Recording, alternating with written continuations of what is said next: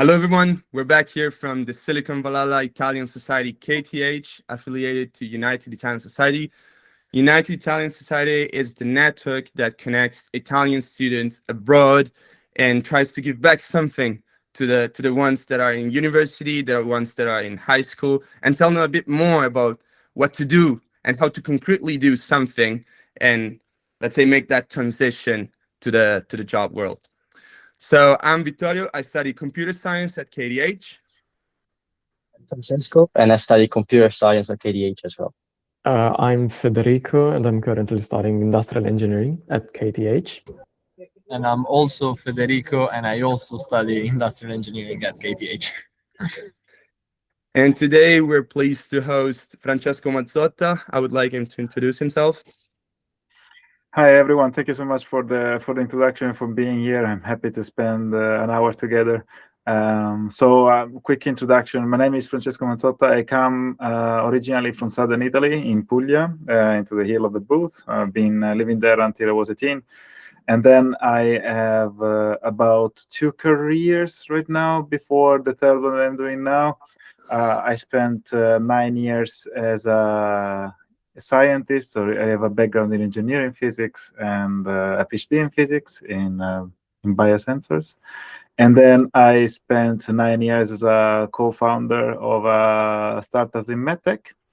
After acquisition, now I am 3 years in building ecosystem for deep tech commercialization, making sure that more talents like you are happy to join deep tech companies or to start their own. And at the same time, I'm also active as an executive coach. Thank you so much. And I would like to get started because you come from Italy. You studied in Italy your bachelor's, right?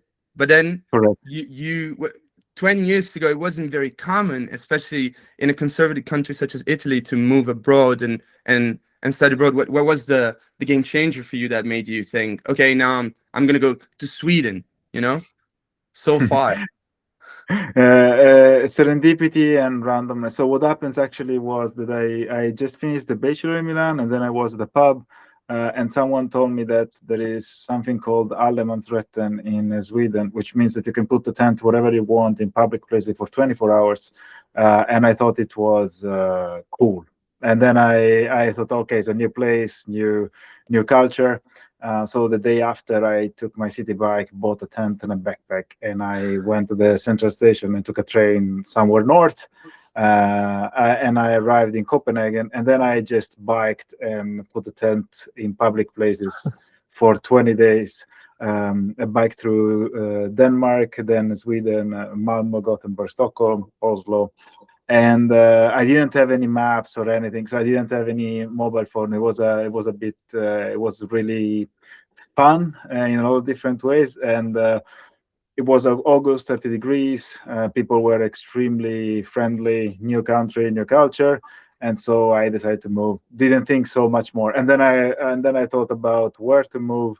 Gothenburg was the place where my ex would have started studying, and so I moved there, and that's the way I moved to Sweden. And then I kind of like by random choices along the way, I stayed here now 18 years. But it was never like extremely structured solution. It was more intuitive solution, intuitive decision with a bit of serendipity on the back. If I didn't know that you were a founder, from this very story, I would say, okay, this guy is going to be a founder, because you talk to your friend in the pub, then next morning, you know what? I'm taking a train to Copenhagen. How about that? Without a phone, because nowadays, okay, you got Google Maps, you can basically go everywhere and I feel safe because I know I won't get lost most likely. But in that scenario, you're like, okay, I'm going in the middle of nowhere, sort of, without knowing anybody, and I'm just, boom, gonna go. So that's honestly, I didn't think so much. I think it was like if I would have planned it and thought about it, most probably it would have been a little bit stupid. But since I don't think about it, then I didn't think about it. So then it became something I just rolled with it. But I didn't think so much. I thought like things will be, I mean, it will be figured out at some point. And everyone was extremely happy. I found a lot of luck along the way, and which is basically my other thing is I've been living a lucky life in a lot of different ways. So I've always ended up meeting people or being in places that have support my growth even in tough times, and that was one of this. It could have gone really bad, but it didn't, and here I am. All right. We'll touch briefly on this trip. Do you Mhm. find any differences that you would want to share in terms of culture, in terms of how the life's conducted in Scandinavia from back then to now? So what happens in the last 20 years?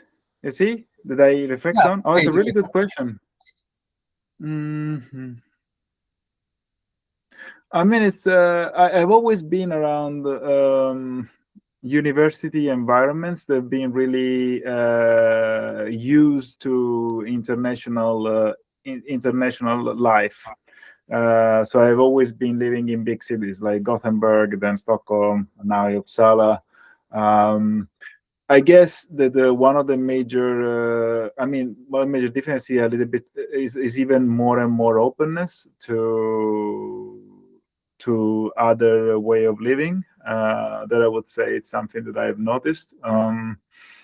But otherwise, I still felt this welcoming, curious attitude to me and people and people in my environment. I mean, still, again, I'm still part of the lucky because I mean, I come here. I come from Italy, and it's a country that it's well recognized, and there is a lot of kind of positive stereotypes, I would say, or at least stereotypes.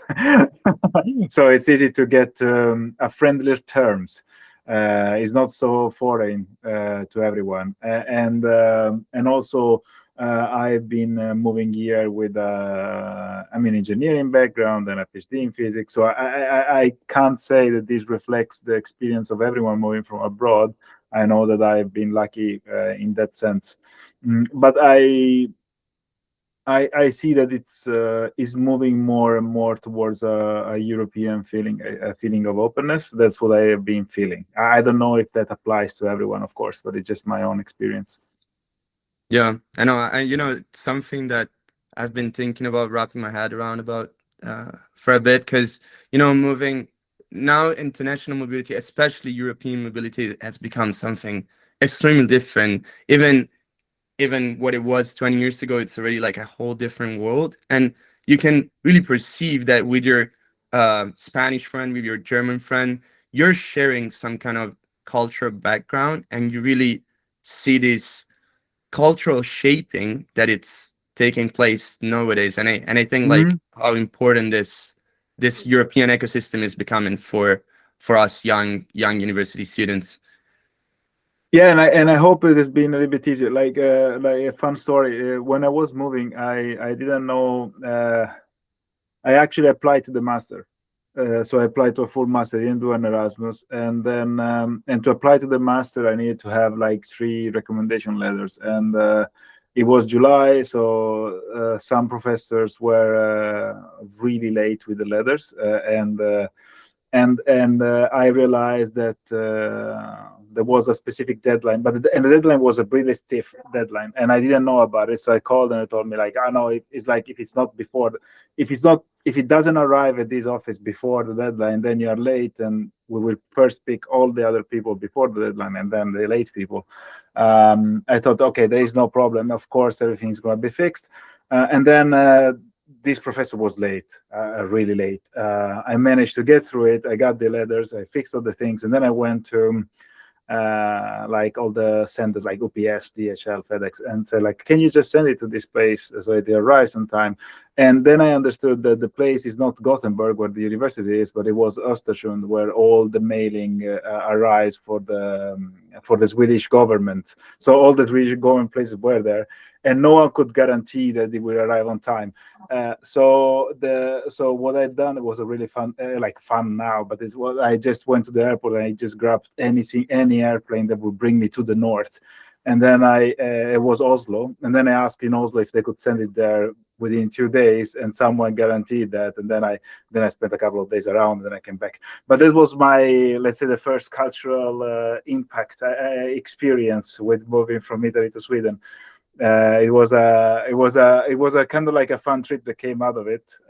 But that's I think right now all of this is a bit smoother. So most probably you don't have to go that far to to get to university here. No, we're lucky. I mean, nowadays, if I think about my application process, it was just very smooth. You know, you submit all of the letters online. To some extent, you feel that it's almost like it's not really happening, because you have the physical letter, you're shipping it. Yes. You have the physical sensation. Okay, this is actually happening. But whereas you compare with something, okay, application portal, like in a snap, boom, it's there. Okay. You're like, oh, I already done it. You're surprised, right? but yeah, that's curious. So you got there, and your master was still in applied physics? Yeah, it was engineering physics with a specialization in what was called nanoscience and technology at Chalmers. So that's what I did, and I did a small minor in I think technology management was called. So I had a little bit more management and economics course into it.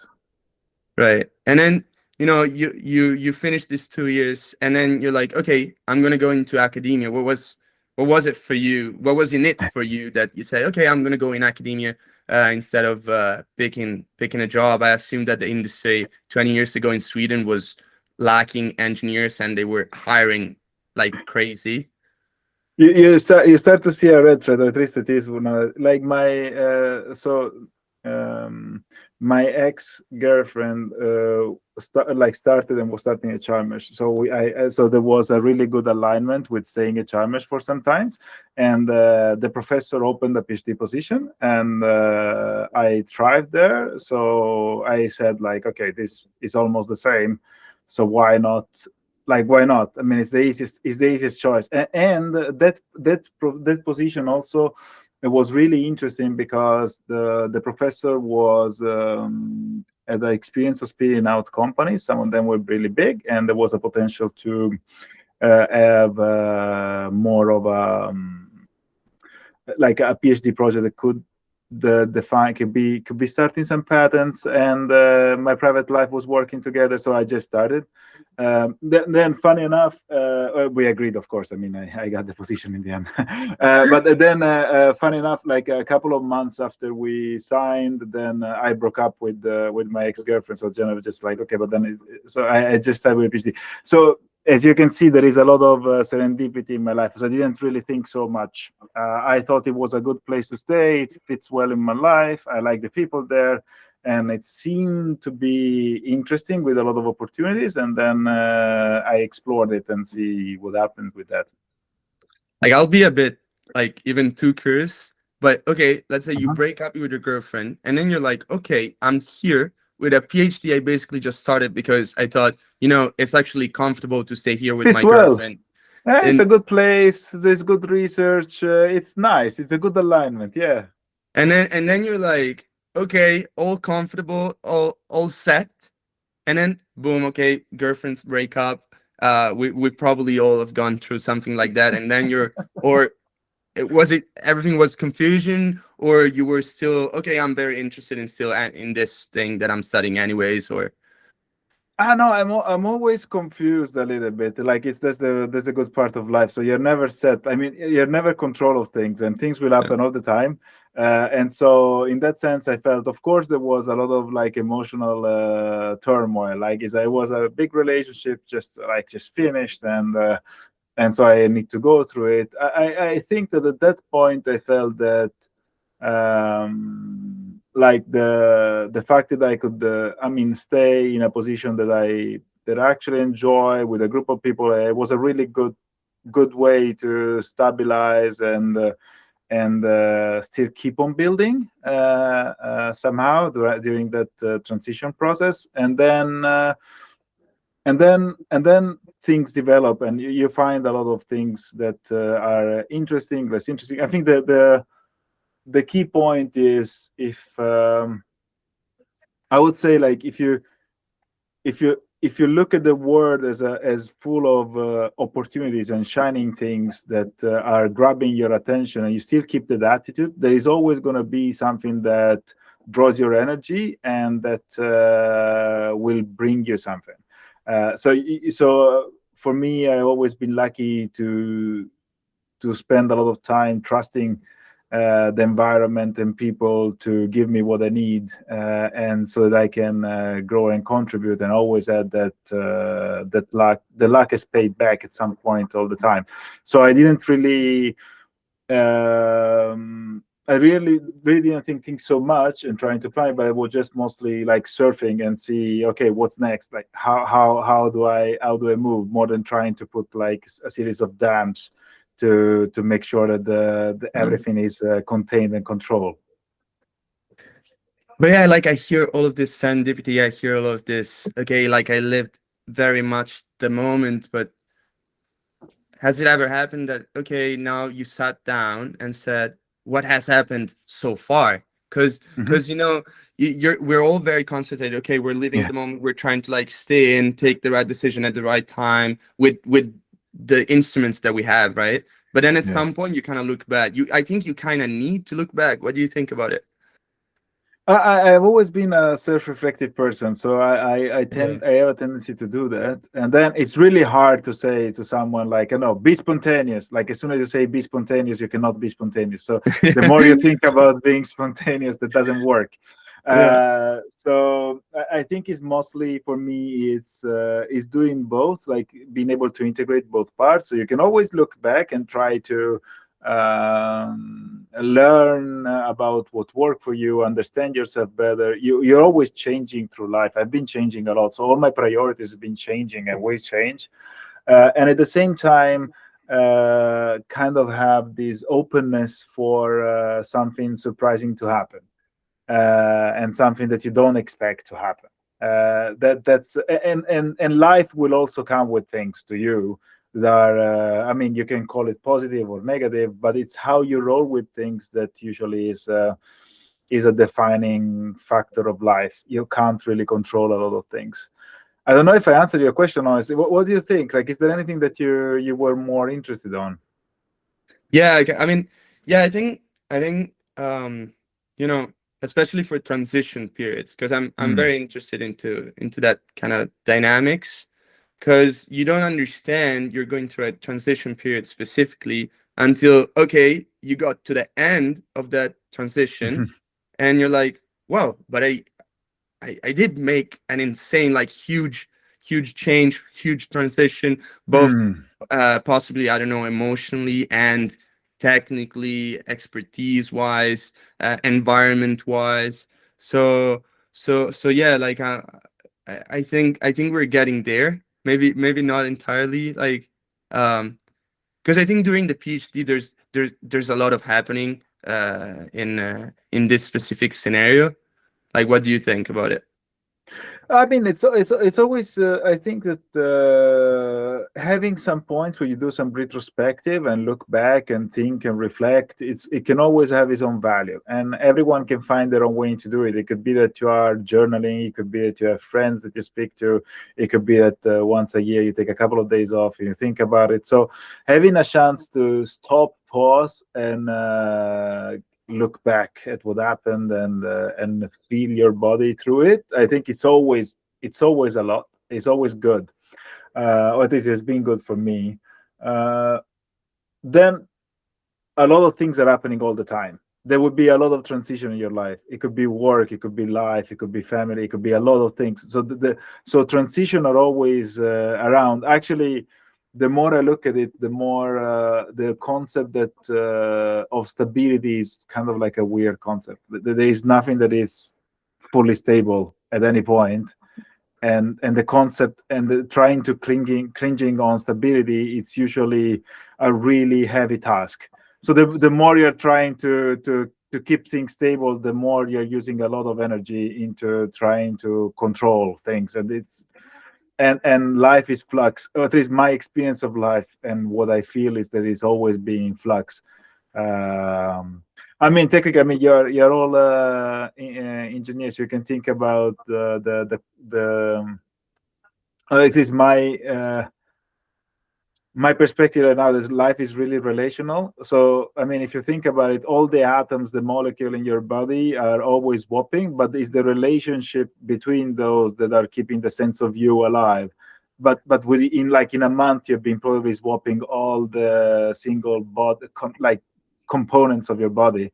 So those components are not stable. Is the relationship in between that is something that. So I'm thinking really in a more relational way to life, more than in a more atomistic way, and that has helped me right now along my journey. I like this definition. I like this definition a lot. I love that perspective. Love it. I think it was And, Feynman that has a good quote on that, so you can look for it. All right, one of the best of the past century, I guess. Okay, but then you finish your PhD, right? And then you say, I'm gonna be an entrepreneur. Maybe you found out something that people did not know, because I feel you were really like a science-entrepreneur, like So a scientist, but then. You see already how what would be my answer there. So what happened is that I was at the end of the PhD, and then I received a mail, and in this mail there was from I think it was my supervisor then, and say like there is this program which is Clinical Innovation Fellowship at KTH, Karolinska, and the Stockholm County Council, with the idea of putting together a team of four potential founders with different backgrounds and giving them access to a clinic, to a specific clinic at Karolinska for 6 months to look for leads, with the idea that at the end of those 6 months, you might give back at least 3 master theses to this clinic, and then one of these goals might be the start of your company. I thought, like, cool, that was a really good idea. So I applied, and then I went through all the process. I got picked in the end, and then I went back to my supervisor, and I started the discussion of how to graduate in time, because I needed to start a specific date. And I know it would be possible, but we still had to decide how to do it. In the end, we decided we make it happen, and so I had to rush a couple of things, making sure that all the dots were on the I's were dotted and the T crossed. And so I graduated on a Friday. On Saturday, I packed the flat. On Sunday, I was in Stockholm, and on Monday, I started what then would be the 9 years as a founder. So that was the decision. So technically, I felt like I received that mail, and it felt really exciting. And then when I was there, it felt really good. And then I just keep on going with the feeling of like it just felt right to test, and I just worked to make it happen. Like a sliding door dynamics. You saw this coming. You said, okay, I'm gonna go through it. Yes, I just try, and then it felt that they also felt it was a good idea. I liked the people that I had the interview with. I felt also the other founders that were in the interview felt that it's really interesting people. And I said, here I can have a good time. It feels good. And then I worked to make it happen. And then when we started working together as a team, we were at reconstructive plastic surgery at Karolinska University Hospital, and I thought it was really, really interesting. I had a couple of weeks of that I was almost randomly fainting because of all the PowerPoints with big reconstructions doing to people. But then I just went through it, and then I had a lot of experience, and it was a really life-changing experience. It was the you really feel how much the healthcare profession is doing for well-being, and how much like there's a lot of things that are taken for granted, and they were doing so much good job, and they were tackling so many complicated situations, both like psychologically or physiologically, and I felt blessed that I could spend time with them, and then I could give some value. And out of that started then the idea of the company, and so we started the journey there with our first grants and building the companies. And I mean, I still remember probably my most like happy moment where we got in the whole startup journey, where we were in a basement and we got like I don't know, I think it was like a 15,000 crowns Vinnova check for a competition. It was like, yeah, it was the first external approval. We had to pick a name for the company, and so we spent like a couple of hours trying to find the name. And then there was okay, of course it's provisional, but then the name got stay with us until the end. So I mean, again, it's also the name. It was decided like this. It's just things happen, and then you trigger a decision, and then you take a decision, and then you see where it leads. I would like to take a step back, because you said something that I believe it's super, super, super important. And it's, I interviewed, and I liked the people that interviewed me for this program. And I think it's something like, it's curious, because we're built into the system where you're like, oh, I hope they're gonna pick me. But it's more like, okay, what are these people like? Who are they? What kind of value they're giving my person, and what kind of thing we can build together, as we said before, as a relations, moreover than, okay, you pick me because I'm gonna do something like for you and whatever. I think that we have a tendency, or at least I don't know, we as people working with a technical background, there is a tendency that you have a primacy of abstract thinking and rational structuring, mapping, and problem solving, right? So I that's something I discovered later in my life. But if you look back, then all the good decisions in life were done where the instinctual intuition side was really alive and kicking, and then the rational part came in and felt that's we can work with it. We can work with it too. But the red thread is that it felt really, really energizing and good in the belly. I felt like, I want more of that, and that energy generated a lot of then capacity to focus and to find abstract structure. Of course, there is always the need to combine both of them.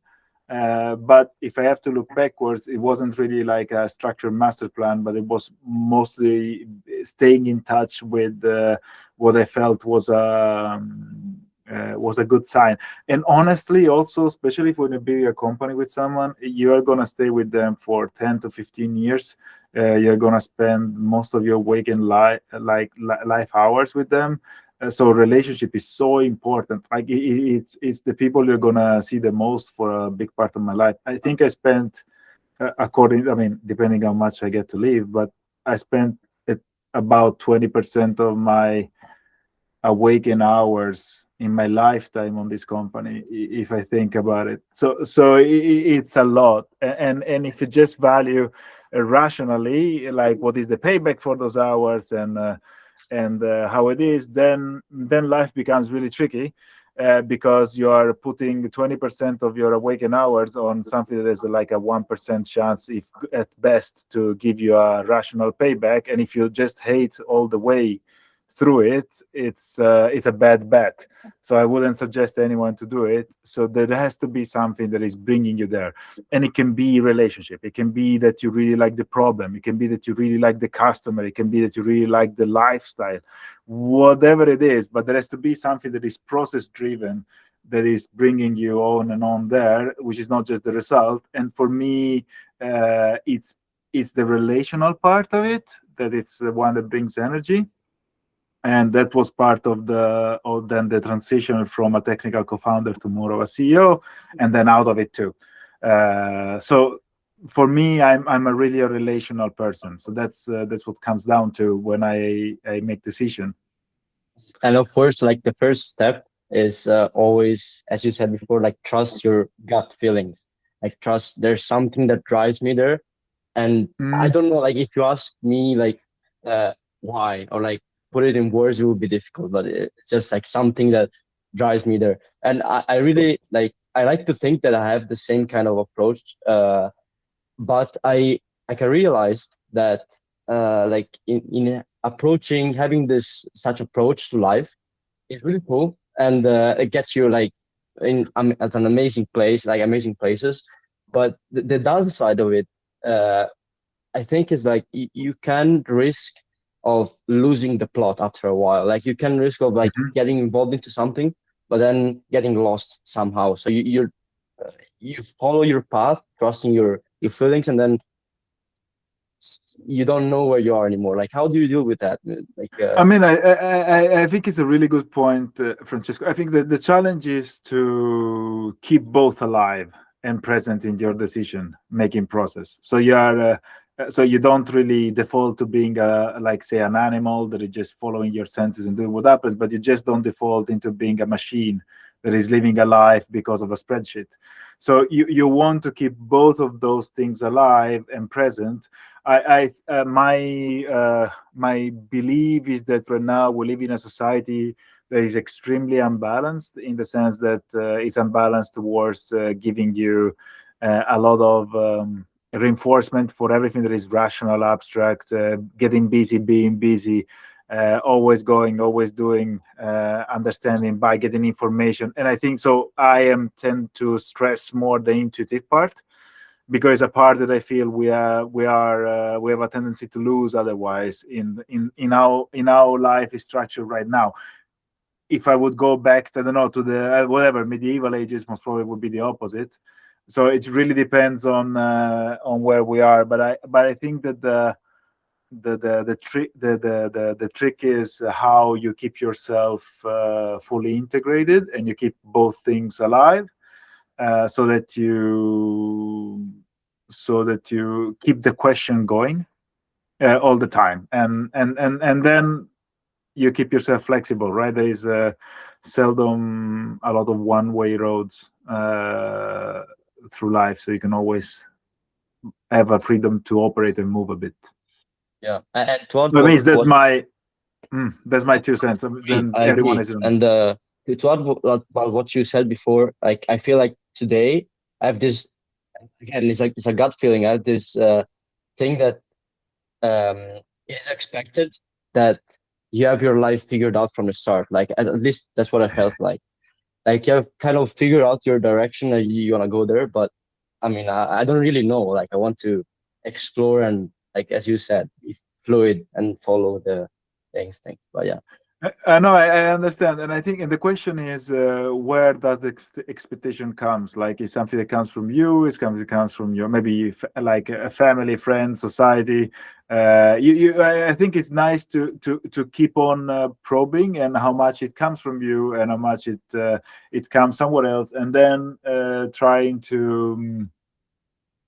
I mean, my perspective of life, and I mean, right now I will be 41 this year, so I kind of midlife, depending on how it goes. But I'm midlife, and I felt that, I mean, plan may be nice in the sense that they can give you a little bit of forward looking. Otherwise, you would never save money. You would never do anything. Like, there is always a little bit of a plan, but just sticking to a plan makes you blind for all the like exciting things that happens around you, and so I think it's nice to have a plan, but just sticking to a plan no matter what is probably like a tricky road to keep yourself into the picture all the time. So it goes both ways. I mean, I managed to do a long education. I managed to stay 9 years in a startup, so I could stick to a plan, but at some point you find also ways to form it to something that works for you at that point. And I could never plan for myself, ahead of time, and fully predict what I would be interested in or driven by in the next 10, 20 years. So I never have guessed if I would be like the 18 years old in Brindisi, I would be here, having done that and doing this. It just, I would have it was just one of the million opportunities or possibilities that could have happened. So it's a trick. It's really tricky to stick to a plan, and then like the world is changing, like things happen. So how it's nice to have it.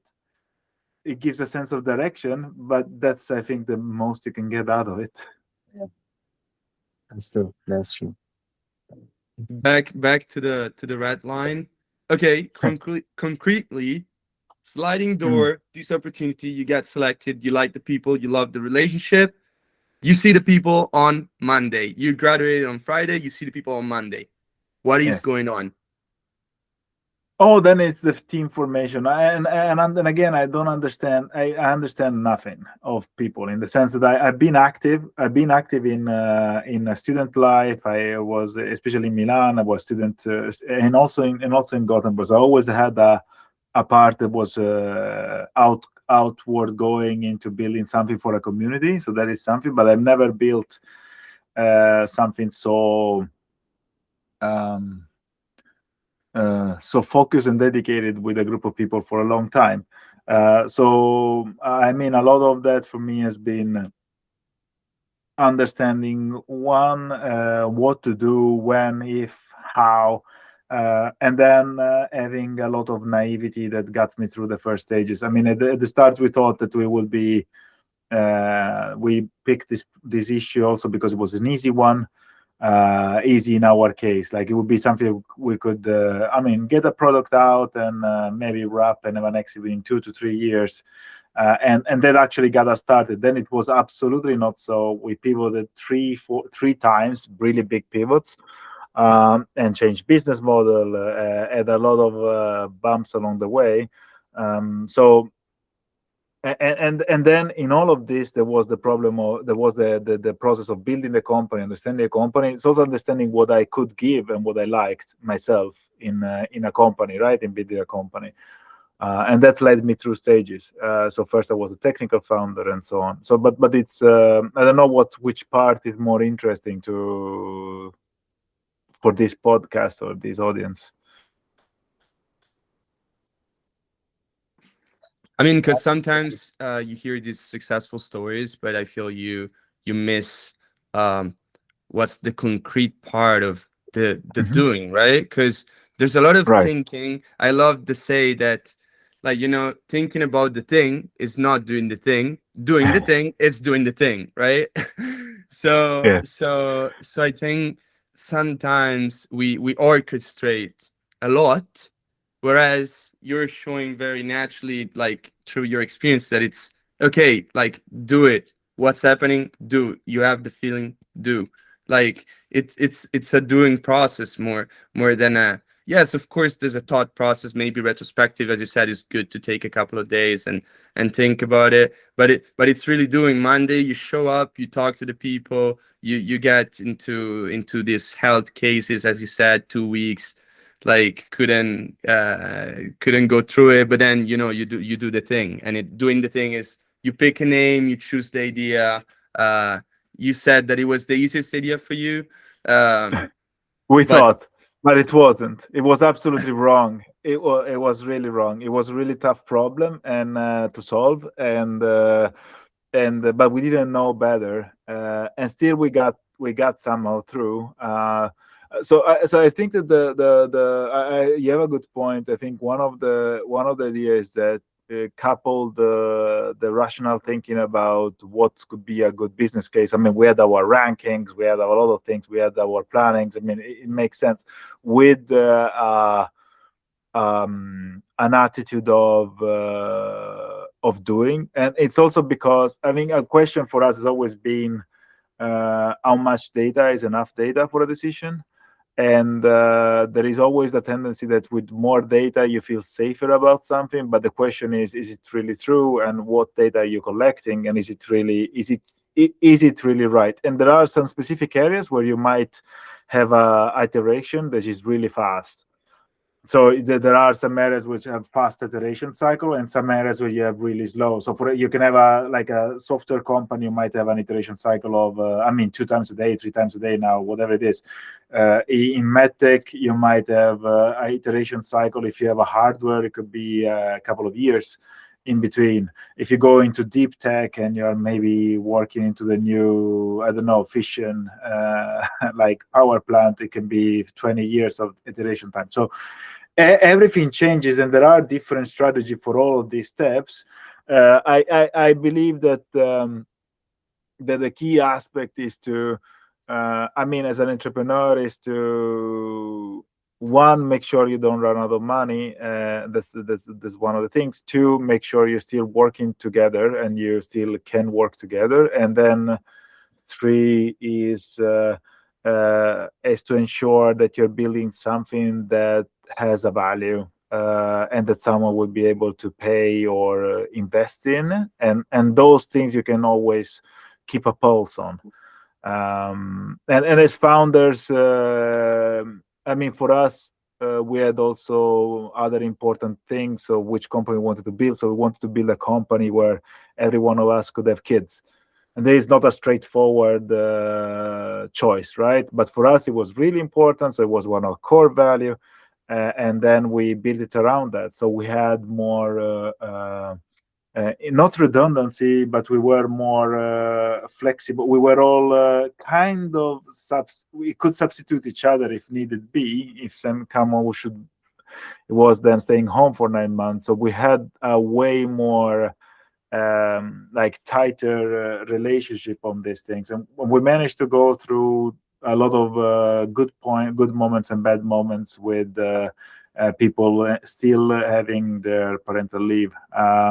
So it really, just that's what I was saying. Try to make a company that works for you, and what are your priorities. It might be that our priorities are not yours priorities, but it's important to have a discussion about it, and then you do things, and then you're aware that money run out at some point, and you make sure that either you can get more money at that point, or you can make a decision into fold or not fold the company.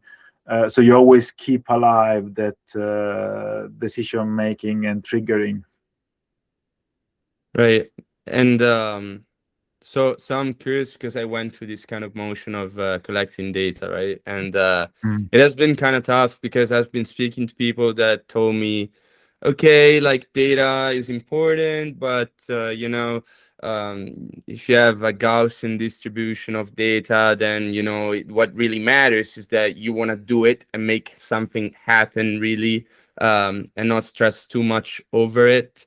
But I believe, I'm not sure, I'm gonna ask you, like, I believe that in deep tech, data are meaningful. Like, you need them more than anything else. Like, you need this kind of benchmarks, and you need, of course, you don't know what's the right amount to make a decision, but you need them to really drive conclusions.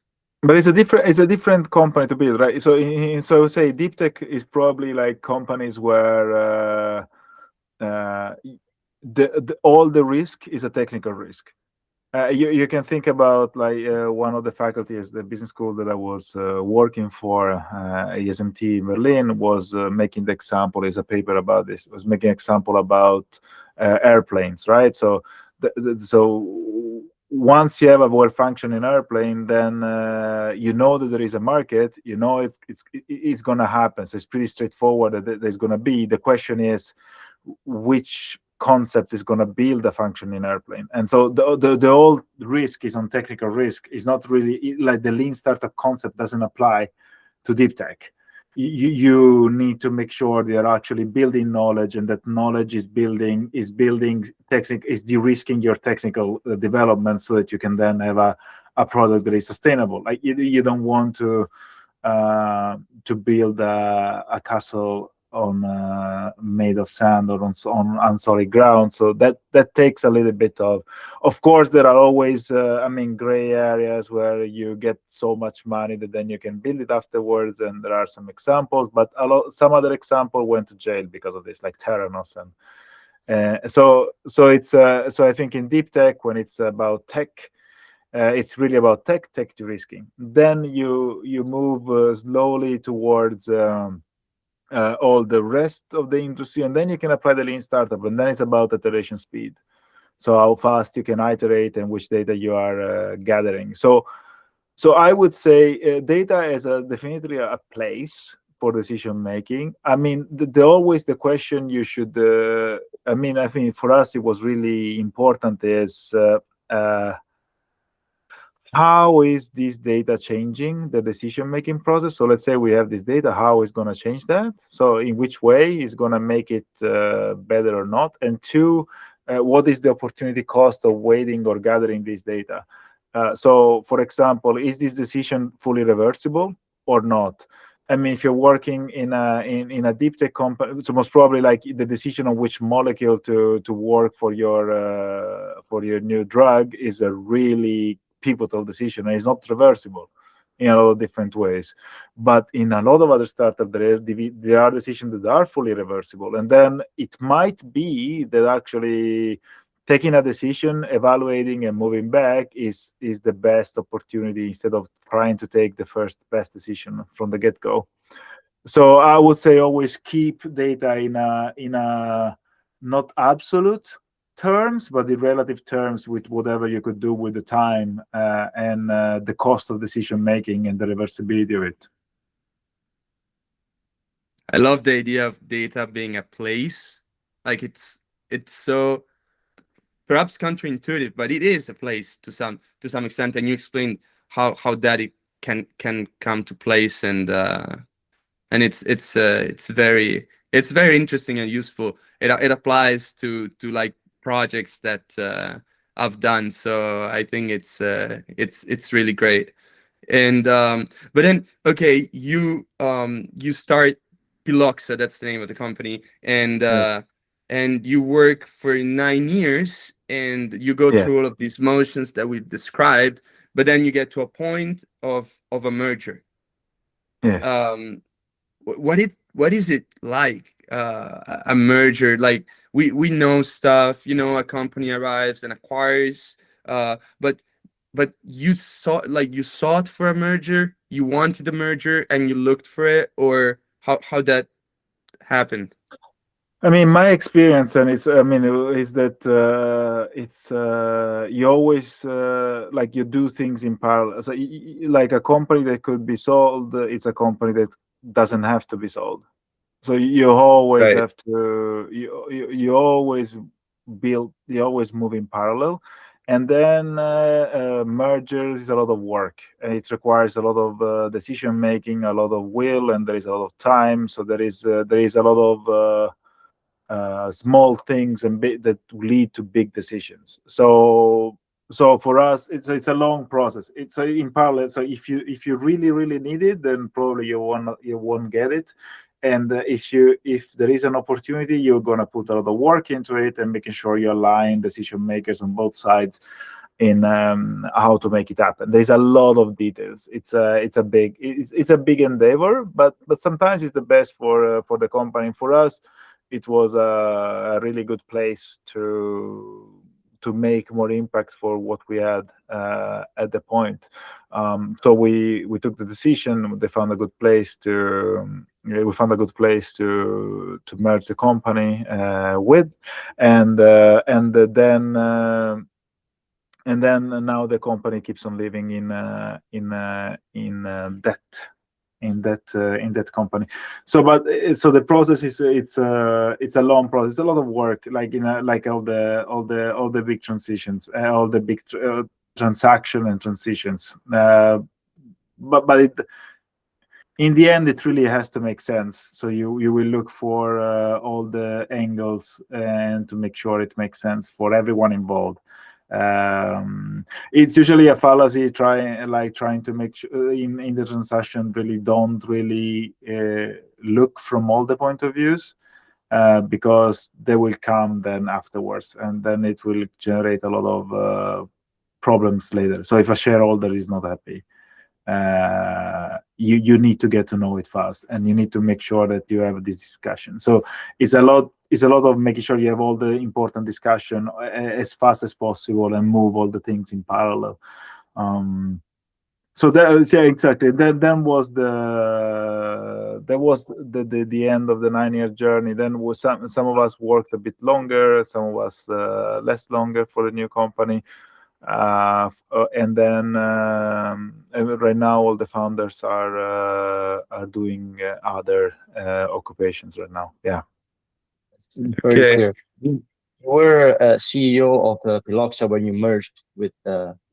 No, actually, I wasn't. I stepped back to commercial officer the last year because I really felt. I mean, I really felt that my time as a CEO, it was good at the start, but then I was unhappy somehow. It felt that I just at that point in my life, I felt I was living it a lot like a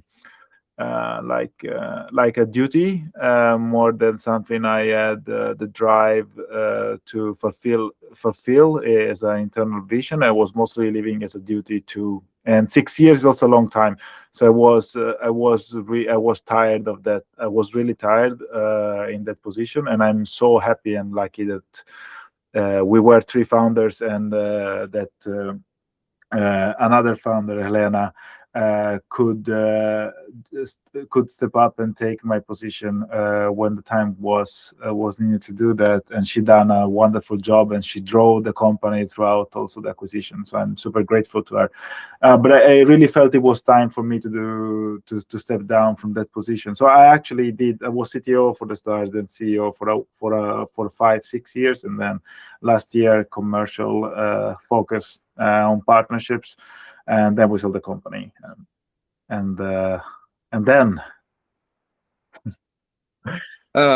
If I'm not wrong, it means that you found that possible collaboration because as a commercial officer, you were the one in charge. I mean, we were always partnership? working together, honestly. This Okay. wasn't a customer; was a strategical partner. So I was working a lot with partners and customers. This was a strategic merger, so we have a complementary product that work really well together. So it wasn't really a customer. So this we were, and also all the founders were really involved in this. Okay. It's such a big decision and such a big transaction that you bring all the major stakeholders on board, and we were largest shareholders too. So it's really important that everyone is in. Right. And then you step on the other side of the table. You said, okay, how long has it been before you said, okay, I want to get involved again into this kind of ecosystem and building an ecosystem that it's more I mean, it's another long story, but I had somehow the luck of going through a middle-age crisis and having like a little bit earlier, and having a group of people and around me that make me turn it into an opportunity, and I realized how meaningful for me is to support and see other people blossom in their own right, in their own way, and this fits really well with creating opportunities for people to find their own way. And I realized how I still strongly believe that we need more deep tech innovation translating into products for society, and I think it's a really big opportunity for Europe and European people.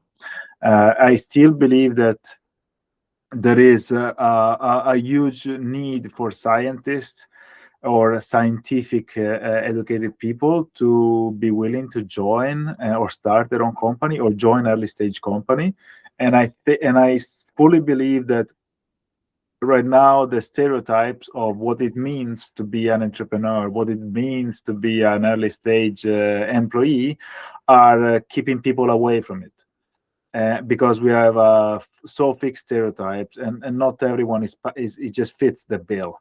And I think that there is so much more variety and need for variety of people to come with their own angle into this. And I think that there is a lot of potential. And I see that still it doesn't happen. And so for me, those two plus a focus on building something that will work on a European level was really important to me.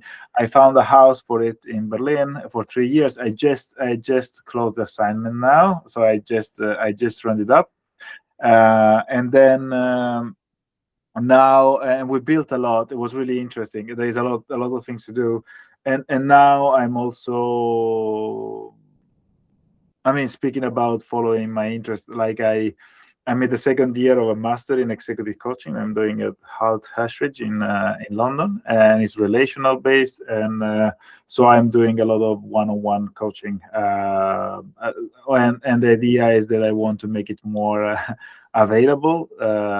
So I'm working in different ways. So right now, the idea is that. The fee structure, for example, I'm happy with is that one pays what one can and wants, and so this allows me to have also some pro bono places for people, and so this means that it's just not the top managing director at Coca-Cola that can afford having a place to reflect and found themselves, but so as you can see, the red thread right now is moving mostly towards enabling in the sense that building an environment that enable the growth that people already have in themselves, and I really find it extremely meaningful. So that's why I'm working on the ecosystem part right now, because it's something that I feel it's aligned well more with what I feel intrinsically valuable for me right now. In this conversation of like enabling or at least allowing access to more people and not just the top manager, as you said, do you think, because I've been hearing a lot about this, I didn't want it to mention AI because I was saying, it's something, there's a lot of rumors, a lot of noise, I feel, but it's definitely a good technology. And I don't know, I've heard people mentioning AI coaching type of scenarios. Do you envision this at the moment? What do you think about it? I mean, my take, if to be balanced, is that from one side there is something that AI is really good at, and it's following structures and being always available and being cheaply available and keeping people accountable. So I would say that it might work for some parts of it, which could be the structuring part, the accountability part, the availability part. I understand that it's a massively scalable aspect of technology, so that makes sense. Yeah. What I feel that for I still believe, and that's part of what I'm doing, is what I fully believe is that a lot of the potential comes from the relationship and being in touch with another human being, and by using the all the non-verbal cues, you can get really far. And unfortunately, AI is not right at this moment, doesn't have any sense. They cannot smell, they cannot touch, they cannot feel, they don't have their own body, they don't have any. So it makes them a bit more less suited to deep connection and empathic connection that is between people. And I think that is the kind of limitation of the technology. So I would say for more accountability part and the technology, that would be really good. For part that requires transformation, self-discovery, I still think that it doesn't fit the bill. But of course, things change all the time, and it might be that it's going to change in the next years. I just feel that there is something with having a human being together with you on something with something that still cannot be ported to a text processing.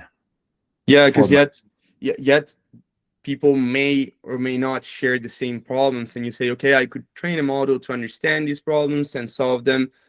We still forget that, I don't remember, but it's about 70% of our communication is actually nonverbal. So if that's happening nonverbal, as you said, you don't have something that senses what it's like living, then you miss out on so much. And as usual, I would say people to try. I mean, try both and see what works for you, what feels. I mean, you still can use your own. Like if it's easy for you to try. I mean, of course I would be the first person who would be really happy to have more democratization of personal flourishing, right? I mean, the more people can get access to it, the happier I am. Still try your own way and see what works for you, and that will bring you at least somewhere. I think it's still nice that there is more attention to it. So that's definitely something that I'm happy for. But I've been really gotten far in this loophole, because I think it's a loophole that is AI is mathematical models. We have models, we train them through specific mathematical training, which is not even that complicated as one person might think. These mathematical formulas that optimize the percentage of error, and it drives the error very, very minimal, so that it can work kind of precisely, and all of this. But I feel that to get to this level where you have an understanding and not let's say an expected outcome from some input, then like I think we're still I feel we're very far, even with computer vision models, that I think it's something great that it's coming up right now, that you can train a model to sense, let's say, okay, maybe someone does this gesture, it means something, or this other gesture, it means something else, right? But still it is missing that we're training to something that has been repetitively has been executed, and now you can train something to understand this. And I think there is a lot of interesting points. I think you're putting, like Vittorio, you're putting a lot of interesting points. I think that there are some points could be like, do you feel understood? And that's a really interesting question, like how you feel about it. And another point is also that there is the incentive system of the AI is not like sometimes it can be based on getting people to keep on using it. So there is a lot of interesting aspect about like what is the training, what is the model trained on, what are they optimizing for, and does it align with what you're looking for, and also the spark of injecting something new, something that you feel it's relevant, but you're not verbal, you're not concepting, or maybe it's something that is not built in the previous body of knowledge. So right now, a large language model is basically taking all that mankind has written and rehashing it to you. And the question is how creative it can be into finding something new, into finding something about you, or if it's just keeping yourself a little bit locked into what is expected of you given the previous history of mankind. And I think that part could be a little bit tricky if people are only locked into it. So I would say, like, as a part of something, use everything. Is a part of something, but if it's the only part, it can be that it has an incentive system to keeping you self-consistent. And for me, self-consistency, if it's too extreme, then it can lead to loss of energy, it's kind of like you're not anymore alive and reactive. You're more trying to keep yourself contained. But also, these are my own opinions. I don't have any paper about it or any evidence that is quantitative. So everyone can speak about it. It's more a philosophical perspective than and a quantitative perspective on it. Yeah, no. I've been going through papers still regarding this this matter, because I was like, is everyone wrong about this? Like, is everyone because we use us as the benchmark. We use human being as benchmark for this kind of for this kind of technology. But somewhat I started.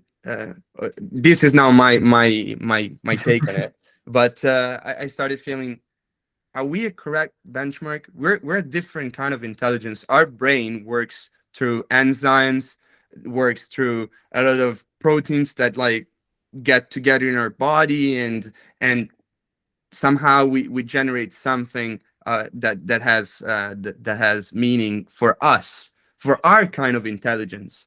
But I feel that to some extent this is a different kind of intelligence and should be treated as such, as a different kind.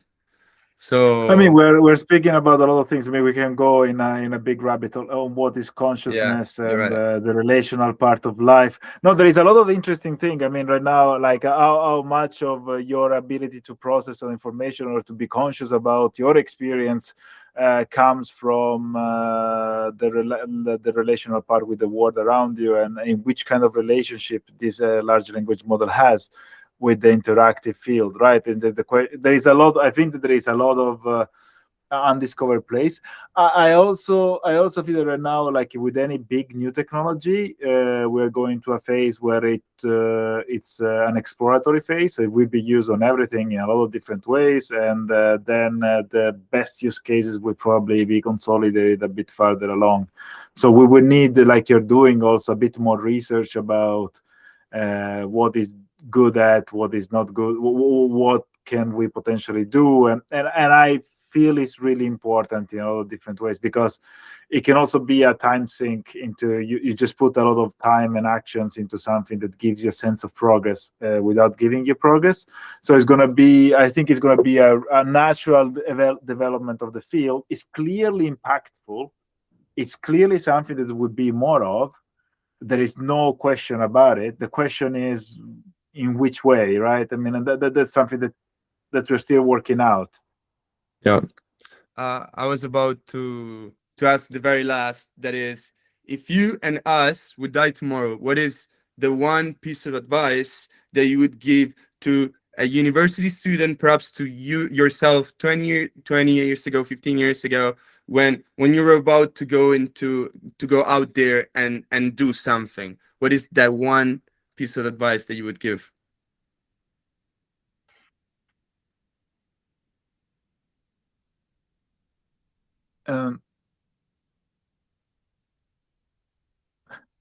Build something that matters to you, and with people you enjoy doing it with. So just I would say we will be that. All right, then I thank you so much for your time. I thank you myself first, thanking you, saying that like this conversation was genuinely useful. It is a kind of an fantastic. egoistic way of saying this, but I really appreciated it myself, and I want to thank you in the name of also Italian Society KTH and United Italian Society for your Absolutely time. fantastic. Absolutely. Oh, thank you so Amazing much for conversation. organizing this and spending time into doing this. I enjoy the conversation, and I'm sure you are. I mean, you're doing something that exactly you're building something that you care for with people you like. So I think it's a good sign, and I really enjoyed the conversation together. Thank you. Fantastic. Thank you.